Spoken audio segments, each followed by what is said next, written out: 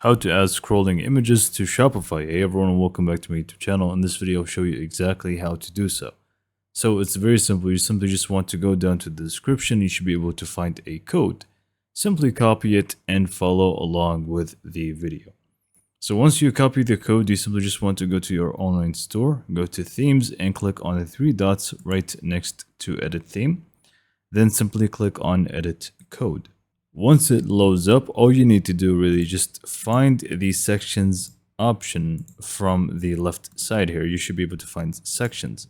So just select like so, and then you should be able to find new file here at the top. Simply click on that. You can just go ahead and name it scrolling-images.liquid like so. And just simply open it up and paste in the code right in it. Then simply click on save from the top right corner. Once it's saved, you can just go ahead and go back to your Shopify. Now simply just click on edit theme. Now simply just locate where you want to add it. So I'm just going to add it down here and click on add section. And you should be able to find scrolling images. If you don't see it, just look it up and you should be able to find it right away.